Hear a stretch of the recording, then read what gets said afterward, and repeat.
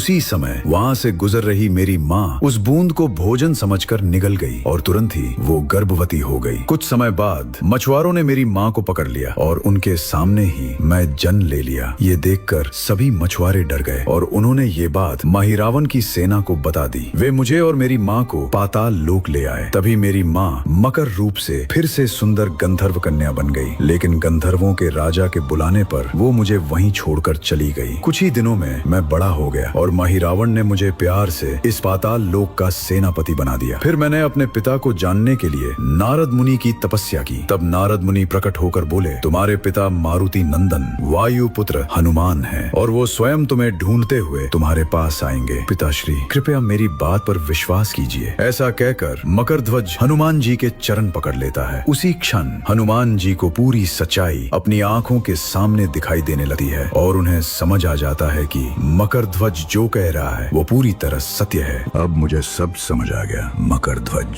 मुझे माफ कर दो। ऐसा कहते हुए हनुमान जी उसे प्रेम से गले लगा लेते हैं, लेकिन अचानक उन्हें राम और लक्ष्मण की याद आ जाती है। वो तुरंत अपनी गदा उठाते हैं। एक मिनट मकरध्वज, मैं अभी जाकर अपने राम लक्ष्मण को बचा कर लाता हूँ और फिर तुम्हें उनसे मिलवाऊंगा। मेरे राम तुम्हें देखकर बहुत खुश होंगे। ऐसा कहते हुए वो आगे बढ़ने लगते हैं। तभी मकरध्वज दौड़ते हुए आता है और द्वार के सामने खड़ा होकर रास्ता रोक देता है। क्षमा कीजिए पिताश्री, जब तक मैं यहाँ खड़ा हूँ आप अंदर नहीं जा सकते और मैं आपको जाने भी नहीं दूंगा। हनुमान जी क्रोध में कहते हैं, पुत्र होकर तुम अपने पिता के रास्ते में खड़े हो जाओगे? हटो मकरध्वज, मुझे अपने राम लक्ष्मण को बचाना है। मकरध्वज कहता है, पिताश्री मुझे क्षमा कीजिए। जैसे आप अपने प्रभु के प्रति निष्ठावान हैं, वैसे ही मुझे भी अपने प्रभु माहिरावन के प्रति निष्ठावान रहना होगा। आप मुझे मार कर ही अंदर जा सकते हैं। हनुमान जी मुस्कुराते हैं, शाबाश पुत्र, तुम अपनी प्रतिज्ञा निभाओ और मैं अपनी। आज हम दोनों में से केवल एक ही जीवित रहेगा। और दोनों फिर से युद्ध के लिए तैयार हो जाते हैं। दोनों बिना रुके गदाओं से एक दूसरे पर प्रहार करने लगते हैं। दोनों एक दूसरे के चेहरे पर लगातार वार करते रहते हैं। हनुमान जी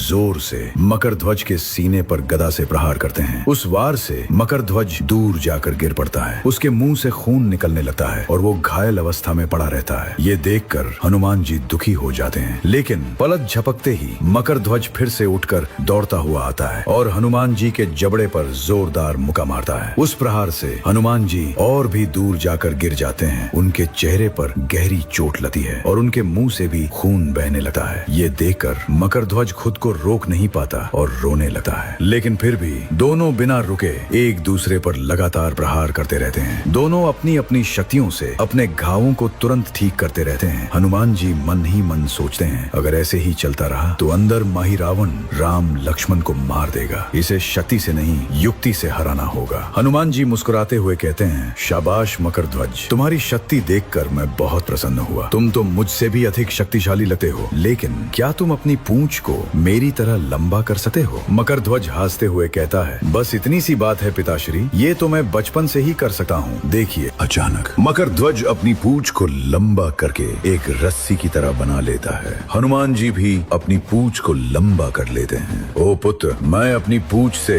अपने चारों ओर रस्सी की तरह खुद को बांध सकता हूँ। ऐसा कहकर वो अपनी पूंछ से खुद को चारों ओर लपेट लेते हैं। क्या तुम ऐसा कर सकते हो? मकरध्वज हंसते हुए कहता है, मैं तो आपसे भी ज्यादा कसकर बांध सकता हूँ। और वो अपनी पूंछ से अपने पूरे शरीर को बांध लेता है। तभी हनुमान जी अपनी पूंछ को तुरंत खोल देते हैं और अचानक गायब होकर मकरध्वज के पीछे प्रकट हो जाते हैं और उसकी पूंछ में मजबूत गांठ बांध देते हैं। मकरध्वज पूरी ताकत लगाता है, लेकिन अपनी पूंछ खोल नहीं पाता। तब हनुमान जी जोर से हंसते हैं, क्या कहा था तुमने? जब तक तुम्हारे हाथ फैले हैं और तुम द्वार पर खड़े हो, तब तक मैं अंदर नहीं जा सकता। अब तुम्हारे हाथ भी फैले नहीं हैं और तुम अब द्वार के सामने भी नहीं खड़े हो। अब ना तुम हारे हो ना मैं। याद रखो मकरध्वज, कई बार शक्ति से ज्यादा युक्ति काम आती है। मकरध्वज मुस्कुराते हुए आंखों में आंसू लेकर कहता है, आखिर पिता तो पिता ही होते हैं और पुत्र पुत्र ही। आप अंदर जाइए पिताश्री, लेकिन अंदर बहुत सावधान रहिए। महिरावन उतना कमजोर नहीं है जितना आप समझ रहे हैं। उसे इस पाताल लोक में, खासकर इस भवन के अंदर कोई भी नहीं हरा सकता। इसीलिए मैंने आपको अंदर जाने से रोका था। हनुमान जी कहते हैं, धन्यवाद मकरध्वज, तुमने जो कहा मैं उसे याद रखूंगा। पहले मैं महिरावन को हराऊंगा,